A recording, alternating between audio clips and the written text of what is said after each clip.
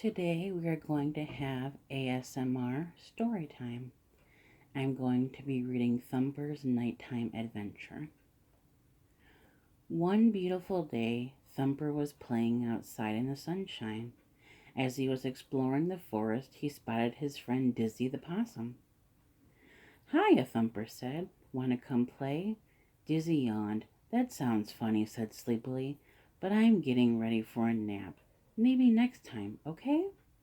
"Okay," Thumper said, as he scampered off.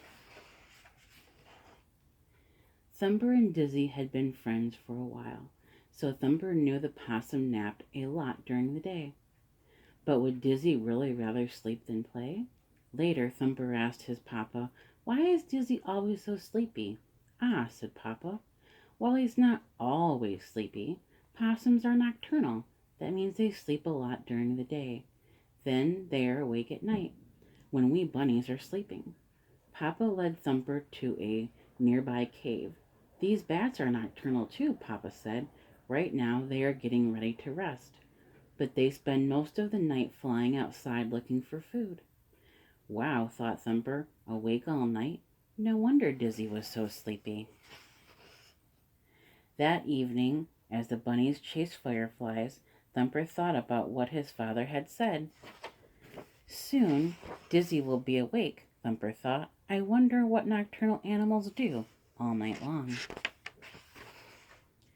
When Thumper and his sister hopped home to bedtime, Thumper thought about the exciting things that he would be missing out on while he was sleeping.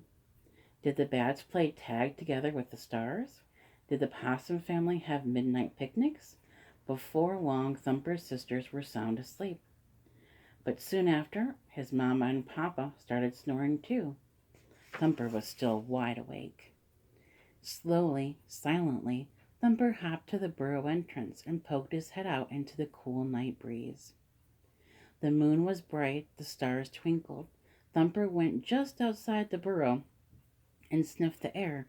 He hopped a little, and he fluffered his skin and his fur and sniffed around. Thumper knew he shouldn't go out without his parents' permission, but he couldn't stop thinking about the nighttime fun he was missing. Thumper's curiosity soon got the best of him, and he bounded quickly down the path.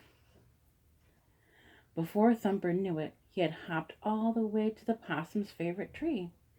Dizzy was very surprised to see Thumper. "Shouldn't you be at home sleeping?" he asked. Thumper giggled. "I came to see what other animals do at night," he said. "I've never been out this late before." "Well," Dizzy said, "my family is just about to eat breakfast. Do you want to join us?" So Thumper had a late night breakfast with the possum family. They had the same blackberries Thumper usually ate during the day. "I guess nighttime breakfast isn't so different after all," Thumper thought. After thanking the possums, Thumper hopped away to find out what his other nocturnal friends were doing. As Thumper walked through the darkness, he was startled by a voice. Who's there?" Friend Owl asked from a nearby tree stump. "It's Thumper," the bunny replied. "Would you like to play?" "Can't play looking for grass to fix my nest," the owl said. "Very busy night, you know." "Can I look too?" Thumper asked.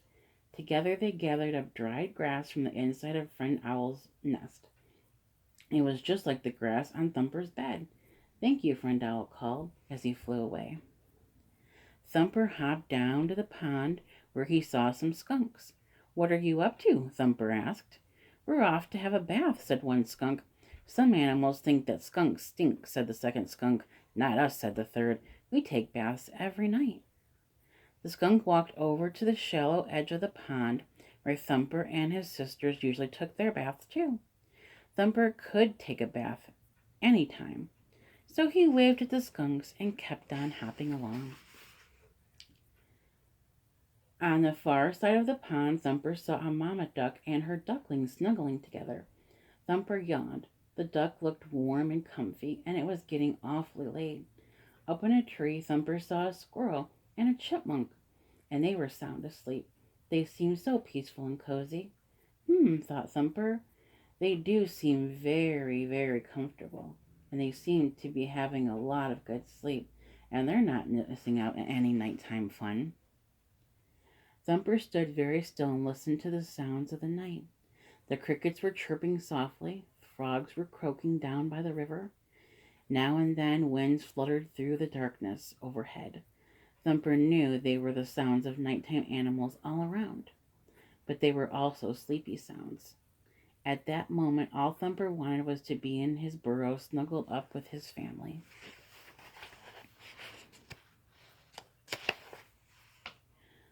Thumper hurried home. He hopped silently inside, expecting to find his family sleeping, just as he had left them. Instead, his sisters rushed to meet him, squealing and squeezing him from all sides. "Oh, Thumper!" exclaimed Daisy. "We were startled, and we were so worried about you." "Thank goodness you're back!" cried Teresa. Mama and Papa had stern look on their face, and they were worried. "Daisy is right. We were very worried. You could have gotten hurt," Papa said. "Papa was about to go out looking for you," Mama added. "I'm sorry," Thumper said. He hadn't meant to worry them, but he knew he shouldn't have left without asking.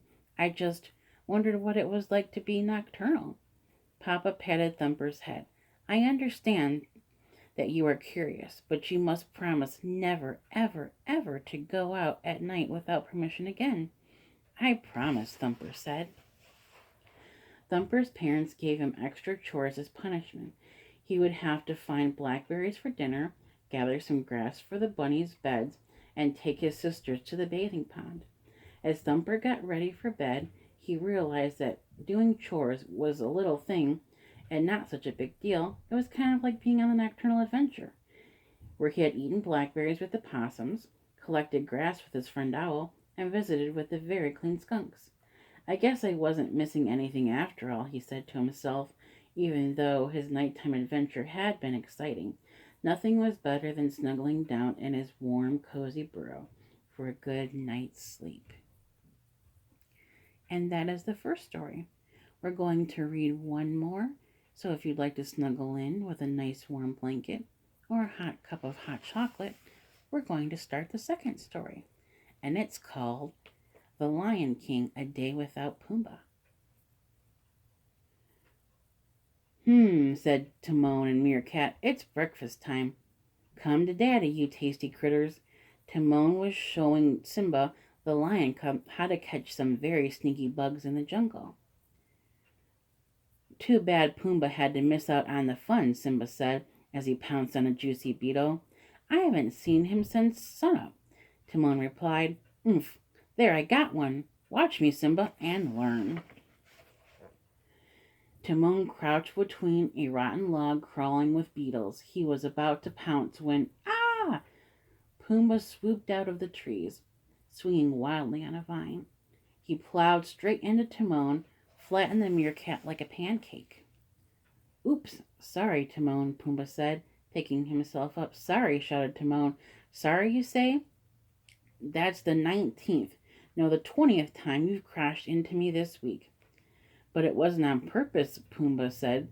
"You never do anything on purpose," Timon replied. "You're a natural disaster. Why, you couldn't catch a bug if it flew into your mouth." "That's not true," Pumbaa protested, tears welling up in his eyes. "Look, I'll prove it." The clumsy warthog lunged in for a juicy bug, only to fail and fall headfirst into a puddle. Mud splattered on Timon, Simba, and Pumbaa.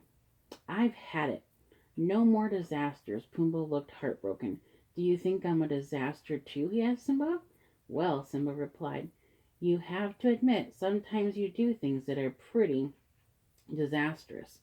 Pumbaa hung his head. "You're right," he said. "Nobody wants me around. It would be better for everyone if I just left."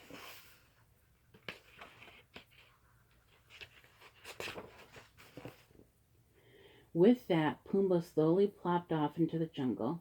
Just then the clouds thickened, and a bolt of lightning shot through the sky. "Wait a second," said Simba. "Timon, we can't let him go." But Timon wouldn't even turn to watch his friend leave. "If that warthog thinks I'm going to beg him to stay, he's very much mistaken," Timon said. "Trust me, Simba, he'll be better off, and he'll be back by lunchtime." But as rain began to pour down, Simba wasn't so sure. The storm came and went, and so did lunchtime, but still no Pumbaa. Simba began to worry. Simba looked off into the distance that Pumbaa had gone. We shouldn't have been so hard on him, the lion cub said. I wonder if he's okay. He's fine, snapped Timon. He was still sore from getting squashed this morning. Besides, he's the one who walked out on us, remember? Poof, gone, history. As far as I'm concerned, Pumbaa, who's that? Never heard of him. Simba sighed. Oh, stop moping, Timon said. And think about it. We can do anything we want now without worrying about getting knocked down, covered with mud, or run over. Yep, let's enjoy that. As Timon marched off, Simba followed behind. First, Simba and Timon tried chasing vultures. Then they splashed in the river. They even tried playing a game of tag among the vines, but somehow nothing they did seemed like very much fun. Something or someone was always missing. So what do you want to do now? Timon asked Simba. I don't know, replied Simba. What do you want to do? I asked you first, Timon said. The sun began to dip behind the horizon. Timon sighed. He was bored, and he admitted to himself it was also possible that he missed Pumbaa just a little bit. By the time Simba and Timon finished dinner, they were both a little bit grumpy. They hadn't really enjoyed anything they'd done that day. Soon it would be bedtime, and their friends still hadn't returned. There's got to be something fun to do, said Simba. Well, Timon said gloomily, what do you want to do? I don't know, said Simba. What do you want to do? The pair went on and on and on, trying to think of fun things to do. They would have gone on even longer, but suddenly they heard a noise, a sound coming from along the riverbank. Timon, Simba, look what I found. Wham! Pumbaa tumbled out of the jungle, knocking into Timon and Simba. Pumbaa had brought bugs for his friends, but the critters went flying all into the air. I'm back, Pumbaa said with a groan. So we see, Timon mumbled from beneath his breath. Embarrassed, Timon mumbled and said, It's okay, we're glad you're back. Pumbaa stood up and faced his friends. I came back to show you all the bugs I found, he said. But now look what I've done. I'm the worst friend ever. No, wait, 1 minute, cried Timon. That's just not true. You're a wonderful friend, and we missed you, Simba said. We even missed you being a disaster. Pumbaa stopped and turned toward his friends. Hopefully it will be better now, Timon said with a small smile. We're glad that we've got you back, even if we are a little bit bruised and squashed. Today was no fun without you, Simba exclaimed. You're one of our very favorite disasters. Pumbaa rushed toward them. As he did, he accidentally knocked over Timon and stepped on Simba's paw, but this time his friends didn't really mind. As Simba curled up to sleep, he was already looking forward to the adventures that he would have the next day with both of his friends. And that is the end of the story. Good night and sweet dreams to everyone. I hope that you all sleep very well.